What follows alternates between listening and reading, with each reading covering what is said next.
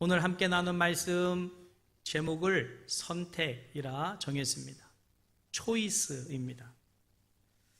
이 세상을 살아가는 인생 누구나 두 가지 길이 있어요. 하나는 가지 못한 길이 있고 가지 않은 길이 있다라고 얘기합니다. 가지 못한 길은 내 의지와는 상관이 없는 주어진 길입니다. 그러나 가지 않은 길은 내가 선택하는 거예요. 갈 수도 있고 안 갈 수도 있고. 삶이란 이 땅을 살아가는 누구든지 삶에는 가지 않은 길과 또 가지 못한 길이 뒤섞여 있습니다.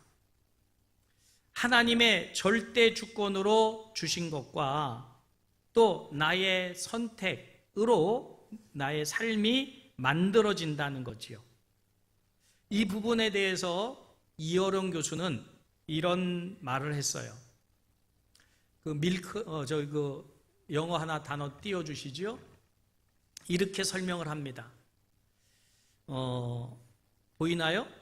예, 영어입니다. 영어인데 ILK가 있고 앞에 동그라미는 내가 선택하는 거예요. 자, 인생이 이렇다는 거예요. 주어진 게 있다는 거예요. 이 ILK는 못 바꿉니다. 이건 하나님의 주권으로 주어진 부분이에요. 그러나 이 동그라미 안에 내가 어떤 알파벳 단어를 집어넣느냐는 내 선택인 거예요. 그래서 어떤 사람은 그 앞에다가 M자를 집어넣을 수 있어요. M자를 집어넣으면 뭐가 될까요? 밀크가 돼요. 우유가 된다 그 말이에요. 근데 어떤 사람은 나는 S를 집어넣을 거야. 선택입니다. S를 집어넣으면 뭐가 될까요? 실크가 된다. 이어령 교수는 이 낱말처럼 삶이란 결국 공간 메우기라는 거예요. 칸 메우기라는 거지요. 반은 운명처럼 주어졌기에 못 바꿉니다. 그건 주어진 거예요. 그러나 선택할 수 있는 그 선택에 내가 어떤 걸 선택하느냐에 따라서 밀크의 삶도 되고 실크의 삶도 된다. 그게 인생이다 라고 하는 거지요. 여러분은 어떤 인생을 살고 싶으십니까? 밀크같이 부드러운 인생을 살고 싶으면 M자를 선택하시면 됩니다.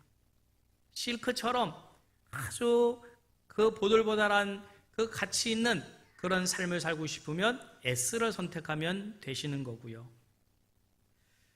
부모님, 내가 태어난 환경, 재능, 외모 같은 것들은 내가 선택할 수 있는 것들이 아니라 하나님의 절대 주권으로 주어진 ILK 같은 거예요. 이것은 그냥 그대로 받아들이면서 거기서 의미를 발견하는 게 중요해요. 이것은 바꾸려고 하면 안 된다고 성경은 말씀하셔요. 이 하나님의 주권에 대해서 로마서 9장 20절에서 21절에 이렇게 말씀합니다. 사람아, 네가 누구이기에 감히 하나님께 반문하느냐? 지음을 받은 물건이 지은 자에게 어찌 나를 이같이 만들었느냐 말하겠느냐? 토기장이가 진흙 한 덩이로 하나는 귀 쓸 그릇을 하나는 천이 쓸 그릇을 만들 권한이 없겠느냐라고 말씀하시면서 이 ILK에 대해서는 내 주권이니까 너는 주어진 대로 살라라고 말씀하셔요. 이걸 바꾸려고 하면 심각한 문제가 생겨요. 남자로 태어난 저에게 있어서 가지 못한 길은 여인의 삶입니다. 저는 죽었다 깨어나도 여인의 삶은 못 살아요. 반대로 여인으로 태어나신 분들은 가지 못하는 길이 있어요. 즉 남자의 삶입니다. 이거는 하나님이 정해주셨어요. 여인으로 태어났으면 여인으로 의미를 부여하면 살아가면 되고, 남자로 태어났으니 남자로서 의미를 부여하며 살아가면 됩니다. 그러나 우리의 삶에 남자로 태어나서 이거는 못 바꾸는데, 근데 요즘 어떡합니까? 이걸 바꾸잖아요. 수술로 바꾸잖아요. 성을 바꿉니다. 호적에 남자는 다 일로 시작하지요. 혹시 남자인데 2로 시작하는 분들 있습니까? 여자는 2로 시작합니다. 주민등록번호 뒷번호가. 이걸 바꾸겠다는 거예요. 실질적으로 돈 들여서 바꿔요. 하리수 같은 여인은, 아니 남자는 바꿨잖아요. 이게 재앙입니다. 저주예요. 이거를 의도적으로 못 바꾼다 하는데도 바꾸는 거예요. 이게 이 세상의 악이거든요. 그러나 우리가 바꿀 수 있는 게 있지요. 자식은 못 바꿔도, 자식은 선택할 수 없어도 사위는 선택할 수 있다. 며느리는 선택할 수 있잖아요. 잘 안 되지만 그래도 선택할 수 있어요. 그래서 내 삶은 선택하는 것과 주어진 것을 잘 이걸 조합을 해나갈 때 우리의 인생이 된다라고 말씀하고 있고, 그래서 어제의 나의 선택이 오늘의 내가 된 거예요. 오늘의 내 선택은 내일의 나가 되는 거지요. 그러므로 잘 선택하시는 지혜가 있기를 바랍니다. 선택을 잘해야 돼요. 이 선택에 따라서 죽음도 아니면 생명도 얻을 수 있기 때문에 그래요. 프랑스의 실존주의자이자 철학자이며 소설가인 장폴 사르트르라고 하는 사람은 선택에 대해서 이렇게 말을 했어요. Life is choice between birth and death. 무슨 말이냐면 삶은 출생과 죽음 사이의 선택이다, 이런 말을 합니다. 영어의 알파벳 있죠? ABCD의 부지는 다 아시죠? 네. B와 D 사이에 뭐가 있을까요? 자, 알파벳 시작. A, B, C, D. B와 D 사이에 뭐가 있어요? C. B, birthday 그러잖아요. 생일, 출생과 D, death, 죽음 사이에 뭐가 있어요? C가 있어요. 초이스가 있다 이 말입니다. 초이스. 즉 탄생과 죽음 사이에는 선택이 있다. 내가 뭘 선택하느냐가 출생하여 죽는 데까지의 내 인생이 된다라고 장폴 사르트르는 말하고 있거든요. 오늘 본문 말씀은 주님이 좁은 문과 넓은 문 사이에서 선택할 것을 말씀하시고, 이 선택은 생명의 길과 멸망의 길의 선택이 된다고 말씀하시는 거예요. 자, 이 선택을 하는데 우리가 두 가지를 다 선택할 수는 없습니다. 어차피 하나를 선택해야 되는데, 하나를 선택하려면 잘 해야 되고, 잘 선택하는 것이 복된 사람인 줄 믿으시길 바랍니다. 복 있는 사람은 선택을 잘해요. 올바른 것을 선택합니다. 그런데 복되지 못한 사람은 옳지 못한 것을, 죽음을 선택하게 되는 거지요. 그래서 복 있는 사람은 성경은 좁은 문을 선택하는 사람이고, 그 사람은 그 선택으로 인하여 생명을 얻는다라고 말씀하는데, 복되지 못한 사람들은 넓은 문을 선택함으로 결국은 멸망당한다. 그러니 잘 선택해라. 이게 주님이 오늘 우리에게 하시는 말씀인 줄 믿으시기를 주님의 이름으로 축복합니다. 사람들은 선택을 하기 위해서는 많은 정보를 얻어서 올바른 선택을 하려고 애를 써요. 정보통신 쪽에서 요즘 핫하게 통용되는 단어가 빅데이터라는 단어가 있어요. 빅데이터. 들어보셨나요? 데이터가 많으면 많을수록 그 데이터를 통해서 얻어지는 어떤 선택은 효과적인 선택이 된다라고 믿는 거지요. 그래서 가능하면 많은 데이터, 빅데이터라 그래요. 많은 데이터를 수집을 해서 이걸 돌려요. 그래서 효과적인 분석을 하고, 그것을 가지고 미래를 예측하고, 그 미래에 대해서 최적의 대응 방안을 만들고 새로운 가치를 창출한다. 이게 빅데이터의 의미입니다. 굉장히 유용한 거예요. 귀양이면 어떤 선택을 할 때 데이터를 많이 가지고 선택을 하는 게 지혜입니다. 그렇죠? 자, 그런데 많은 데이터를 놓고 분석을 해서 선택을 했다고 그게 옳으냐, 정이냐? 그건 아닙니다.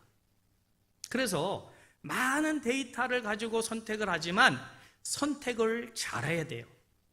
잘못하면 큰 손실도 볼 수 있고 성경의 말씀은 죽음에 이르게 된다고 말씀하니까 선택을 잘해야 돼요.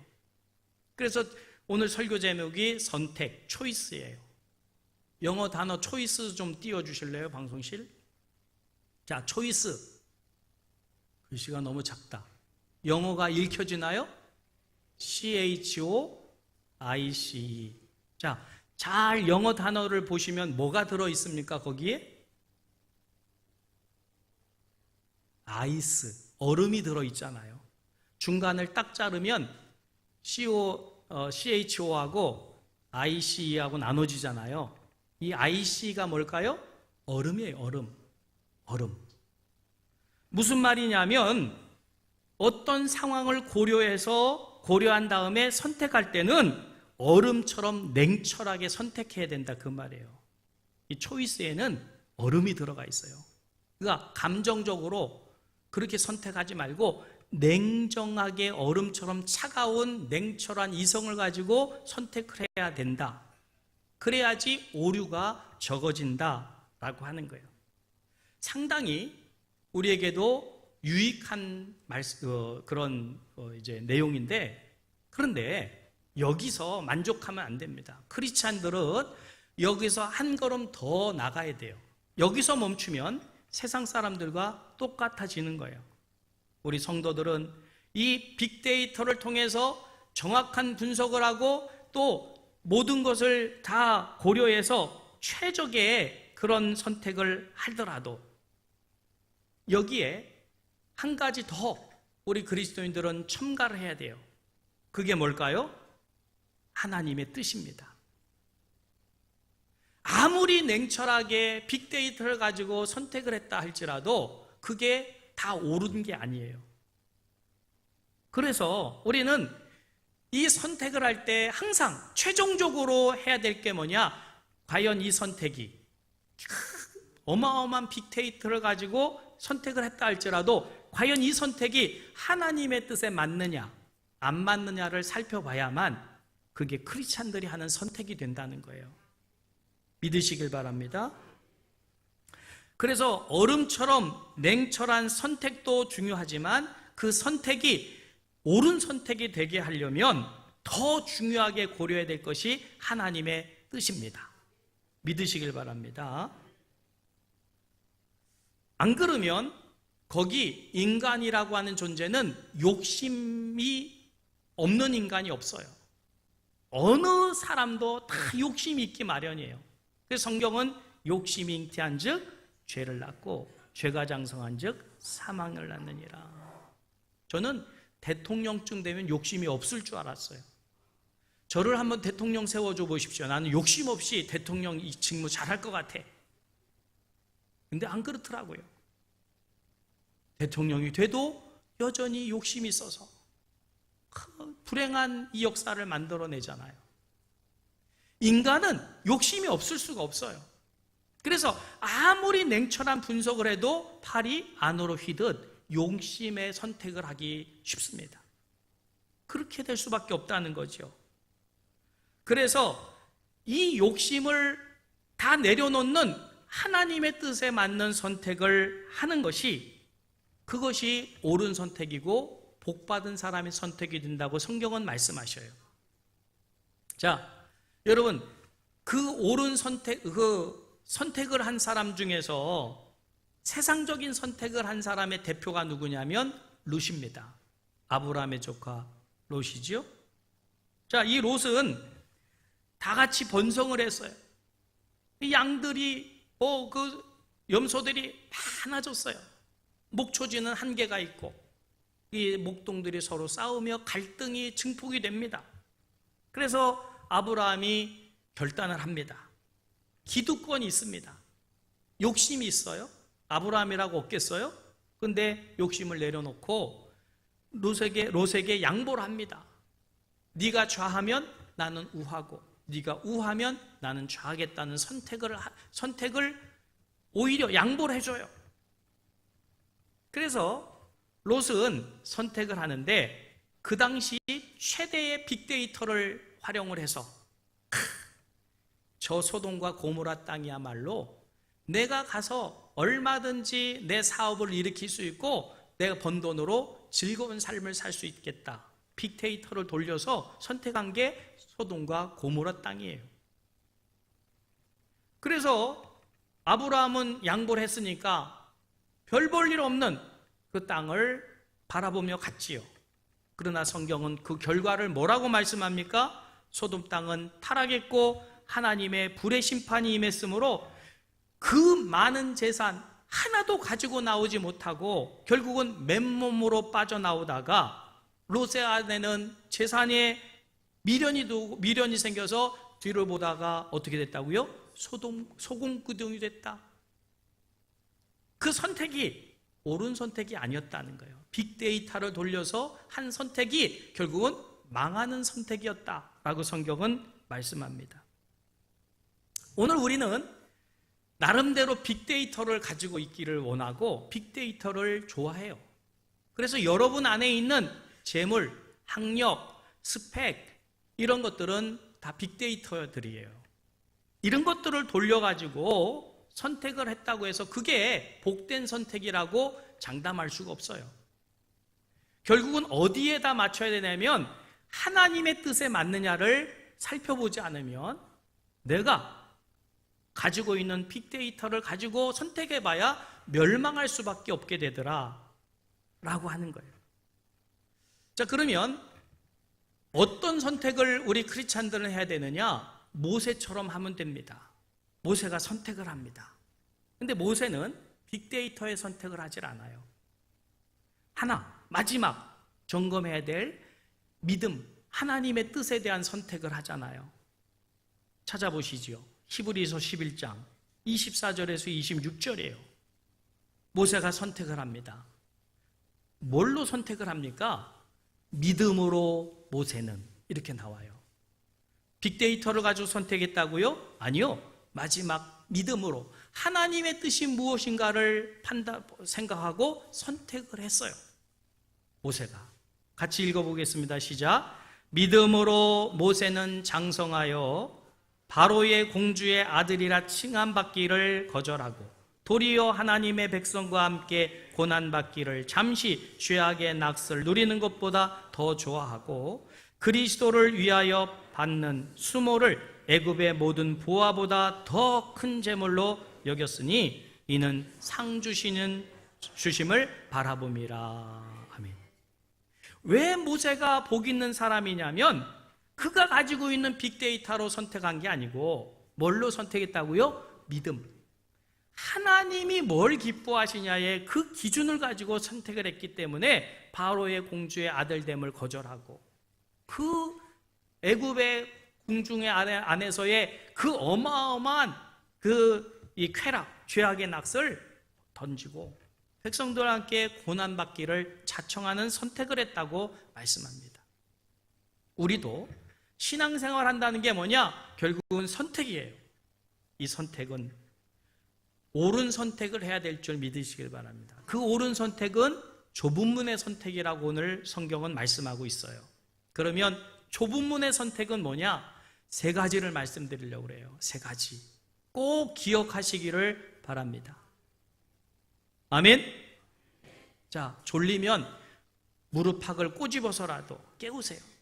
너무 중요한 걸 말씀드리니까. 여러분, 좁은 문의 선택은 이 세 가지를 해야 돼요. 첫째는 편의주의의 선택을 버려야 돼요. 이 세상은 편하게 살고자 하는 세상이에요. 우리의 인간이 만들어내는 문명은 편한 문명이에요. 어떻게 하면 편하게 할 거냐? 그래서 우리는 편함에 익숙이 되어 있어요. 여러분, 집에 있는 가전제품만 해도 나의 삶에 얼마나 많은 편리를 제공해 줍니까? 밥솥, 또 냉장고, 세탁기, 에어컨, 또 무슨 가스레인지, 전자레인지 어마어마한 것들이 다 우리에게 편리를 제공해 주는 것들 아닙니까? 이거 하나 없어 보세요. 얼마나 불편해요. 근데다가 핸드폰, 이거 없으면 삶이 마비될 정도로, 요즘 우리 주일 학생들은 심각해. 교회 와서 핸드폰 뺏어 놓으면 갑자기 예배 끝나고 갈 때까지 한 옆에 사람하고 한마디도 안 한대. 심각해요. 이거 하느라고. 이거 뺏어 놓으면 찬양도 안 하고 말씀도 안 듣고 애들이 완전히 맹부음에 빠져요. 이거 우리 기성세대들이 그렇게 만들어 놓은 거예요. 다른 데서는 의미를 못 찾아요. 이거 외에는. 심각한 문제입니다, 이거. 교회 와서 예배 안 드려요. 찬양 안 해요. 그냥 이거 죽어 있다가 그냥 가는 거예요. 부모가 하도 보내니까 오긴 오는데 말 한마디 하지 않고 찬양 한 번도 안 하고 기도 한 번도 안 하고 이러고 있다가 가요. 그게 예배일까요? 여러분의 자녀들의 영이 저 정도예요. 심각합니다. 수련회 됐다 갔다 놔도 이러고 있으니 얼마나 지루하겠어요, 그 아이들이. 그러니까 안 가려고 그러고요. 자, 이 모든 게 편리함을 도모해요. 자동차, 얼마나 편리한 도구입니까? 이제 찬양 예배 끝나고 경북 의성을 갔다 오는데 오늘 하루 갔다 올 수 있어요. 이게 인간의 삶을 편리하게 만들어주느라고, 그래서 자동차 이런 문화들이 퀵 서비스 시대를 살아가게 합니다.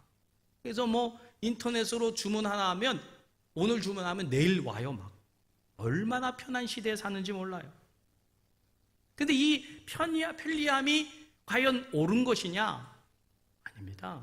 편리함 중에 많이 쓰는 게 일회용. 우리 교회에서는 일회용 좀 안 썼으면 좋겠어요. 지금 카페에서 일회용 안 쓰게 했지요? 이제 쓰면 벌금 물는다고 그러잖아요. 이게 어마어마하게 우리에게 재앙을 줘요. 그걸 이제 압니다. 그래서 쓰지 말자. 뒤늦은 감은 있지만 잘한 선택입니다. 지금 한 달 넘게 어마어마한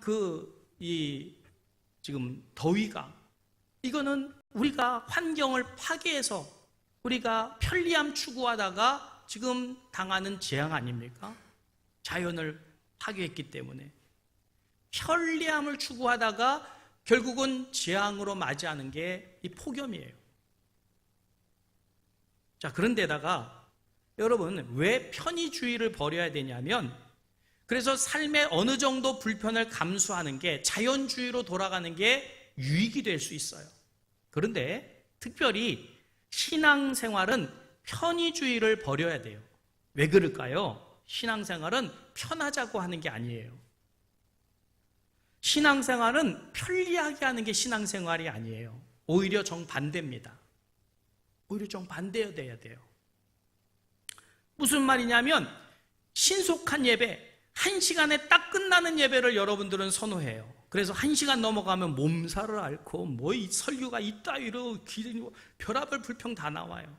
왜 그럴까요? 편리함에 지금 아예 그렇게 익숙해져 버려서 그래요. 예배는 그게 아닙니다. 제가 어떤 교회는 설교를 1시간 반씩 해요. 그런 교회는 안 가시겠죠? 다행입니다. 난리 버거지를 칩니다. 여러분, 찬양이, 하나님이 원하는 찬양은 신속한 찬양이 아니에요.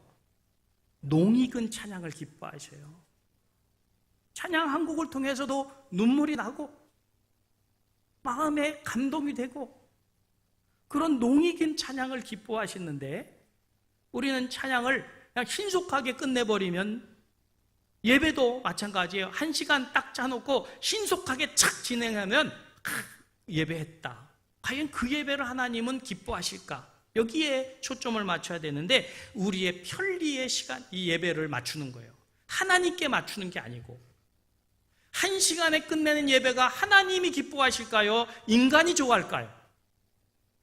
똑바로 얘기해 보세요. 하나님이 한 시간에 딱 마치는 정확한 예배를 기뻐하시면서 시간 잘 마쳤네 좋아하실까요? 아니요. 감동이 있고 감격이 있고 눈물이 있고 회개가 있고 변화가 있는 예배를 좋아하시지 시간은 상관이 없어요. 근데 우리는 한 시간 안에 끝내버려야 되잖아요. 신속 정확.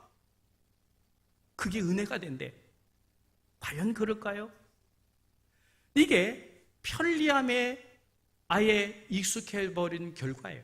신앙생활도 그렇게 하겠다는 거예요. 이제 조금 더 가면 침대 깔아놓고 예배 드리자고 할지도 몰라요. 딱 누워가지고 화면 보면서 할렐루야 하다가 졸리면 자고 얼마나 은혜로워요. 교회를 신축할 때는 침대 칸 예배도 하나 만들어야 싶을 것 같아요. 인간의 편리를 추구하는 신앙은 결코 이게 신앙이 아니에요. 우리는 단 한 번의 기도에 응답받는 기도를 선호하잖아요. 그러나 하나님은 그런 기도를 기뻐하지 않으셔. 수십 번, 수백 번의 눈물과 무릎의 꿇음에 그 마음이 그 안에 녹아진 그 기도를 기뻐하시는 거지. 근데 요즘 어느 기도원에 가면 어떤 교회 가면 한 방에 응답받는다. 또 거기 또 가요. 그게 옳은 걸까요? 그 기도가 과연 하나님이 기뻐하시는 기도일까요? 기도에 내 모든 게 녹아 들어가 있어야지 그게 기도가 되고 하나님이 그 기도를 드시고 응답하는 게 기도지. 한두 번에 끝내겠다, 응답해 주겠다, 그런 기도를 해주겠다 이런데 미혹되면 이거는 망하는 겁니다. 여러분, 신앙의 편의주의를 버리시기를 주님의 축복합니다. 그래야만 신앙이 성장이 있어요. 그래야만 그 신앙이 하나님을 기쁘시게 할 수 있어요. 두 번째, 좁은 문의 선택이 뭐냐? 다수의 선택이 아니라 진리를 선택하는 거예요. 민주주의가 다수결의 원칙이잖아요. 이 교회 안에도 회의하다 보면 다수결 하게 되는데 이거 결코 옳은 게 아니에요. 여러분, 대통령을 선거할 때 한 표라도 더 많은 분이 대통령 돼요. 그렇죠? 다수의 그 의견을 존중해 주기 때문에 그런 겁니다. 근데 여기에 오류가 있어요. 그러면 다수의 대통령은 정의로운 대통령입니까? 옳은 대통령입니까? 그렇지 않을 가능성도 많잖아요. 다수라고 결코 정의가 아닙니다. 진리가 아니에요. 요즘 우리 사회를 지금 떠들썩하게 만들고 재판 중에 있는 게 무슨 사건이에요? 드루킹 사건 아닙니까? 이게 뭐예요? 언론에 대한 댓글을 다는데 조작됐다는 거 아닙니까? 그래서 그 정치인들은 다수에 의해서 움직여지니까, 표니까. 그래서 이걸 조작을 했다 그거 아닙니까? 김경수 지사가. 그래서 지금 재판 중에 있잖아요. 이 거짓으로 숫자만 많이 늘려놓은 거예요. 여러분, 다수라고 다 진리가 아니고 소수라고 다 진리가 아닙니다. 여론은 얼마든지 조작이 가능하고 공작도 가능하고 돈 있으면 힘 있으면 다 할 수 있는 게 바로 힘으로, 돈으로 다수를 만들어내는 거예요. 힘이 없으면 소수가 되는 세상이고요. 그러므로 우리는 신앙생활하면서 다수의 편에 서는 게 아니고 진리 편에 서야 될 줄 믿으시길 바랍니다. 이게 하나님이 기뻐하시는 건가 아닌가를 살펴야지 내 기분에 맞추고 다른 사람들이 많이 그렇다고 해서 거기 동조한다고 해서 옳은 게 결코 아니기 때문에 진리를 선택하는 지혜가 있으시기를 바랍니다. 마지막으로 실리주의 선택을 버려야 돼요. 이게 좁은 길의 선택이에요. 이게 생명의 길의 선택이 되는 거예요. 실리주의가 뭡니까? 결과만 생각하겠다는 거예요. 지금 미국 트럼프 대통령이 주장하는 게 뭐예요? 대통령이 될 때부터 주장했던 게 뭐예요? 미국의 실리예요. 미국의 이득입니다. 손해날 짓 안 하겠다는 거죠. 미국에게 유익만 된다면 그동안의 과정 다 이거 무효화시키겠다. 그래서 우리나라와 미국과 전 정부가 그 체결을 했잖아요. 그런데 미국에게 실리가 안 된다는 거예요. 그러니까 파괴해 버리는 겁니다. 그거 아무것도 아니다. 여러분, 이건 과정과 방법은 전혀 고려하지 아니하고 목적만 이루겠다는 거예요. 그 관계, 그동안 수십 년간 우방의 관계, 이거 죄송합니다. 개무시해버리고 이득 안 되면 그냥 오늘의 우방이 내일의 적될 수 있다. 이게 트럼프 대통령의 실리주의입니다. 그런데 우리나라에도 이런 말이 있어요. 뭐로 가도 서울만 가도 된다. 이게 뭐예요? 목적만, 실리만 얻으면 된다. 중간에 방법은 상관없다. 이건 비성서적입니다. 결코 하나님이 기뻐하시는 게 아니에요. 여러분, 이것처럼 위험한 발상이 없어요. 신앙은 결과보다 오히려 과정이에요. 응답보다 오히려 과정입니다. 얼마나 진실하게 하나님을 신뢰하면서 결과는 그렇게 되지 않아도 과정을 보시는 분이 하나님이신 줄 믿으시길 바랍니다. 그래서 마태복음 5장 38절에서 40절에 보면 또 눈은 눈으로 이를 이로 갚으라 하였다는 것을 너희가 들었으나 나는 너희에게 이르노니 악한 자를 대적하지 말라. 누구든지 네 오른뺨을 치거든 왼뺨도 돌려대며 또 너를 고발하여 속옷을 가지고자 하는 자에게 겉옷까지도 가지게 하며 그랬어요. 아멘도 안 하잖아. 이러려면 또라이지, 이게 미친놈이지. 자기 손에 다 감수하라는 말씀을 내가 왜 아멘해? 자, 옆에 분 이제 같이 바라보시고 뺨을 한 대씩 쳐보십시오. 여기 그 뺨을 맞고 여기도 때려줘 할 사람이 있을까요? 이씨! 이러면서 네가 한 대 나 때려? 2대, 3대 때려도 시원치 못해가지고 열이 막 그냥 풀풀 끓는 사람들이 허다할거려. 신앙이 뭡니까? 신앙이 우리 인간은 이렇게 내 실리만을 챙겨요. 나 손해보는 짓 안 합니다. 신앙생활에도 안 하려고 그래요. 심지어 교회에서 봉사하자고 그러면 서울교회에서는 아니 목사님 왜 우리 보고 땀 흘리라고 그럽니까? 돈 주고 인력 사서 시키지. 이 더운 데 가서 식당에서 땀 흘려 봉사하라고 그런다고. 안 하는 교회도 많아요. 이게 과연 하나님이 기뻐하시는 것인가? 여러분, 오히려 성경은 손해보라고 말씀하셔요. 오히려 네 이득을 내려놓으라고 말씀하셔요. 근데 현대 기독교인 중에 그렇게 할 사람이 있겠나? 그러면서 신앙생활 할 사람이 있겠냐라고 하는 거예요. 여러분, 신앙은 선택입니다. 내가 원하는 선택이 아니라 하나님이 기뻐하는 선택을 할 때 그게 신앙이고 그게 하나님이 기뻐하시는 믿음의 행위가 되는 거예요. 여러분, 좁은 문의 선택을 하시기를 주님의 이름으로 축복합니다. 그게 손해보는 선택이에요. 겉옷 벗어줘야 돼요. 심리 가져야 돼요. 그게 좁은 문의 선택하라는 거예요. 이 선택까지도 주님이 하라 하시니까 할 수 있는 진정한 신앙인이 되시기를 주님의 이름으로 축복합니다.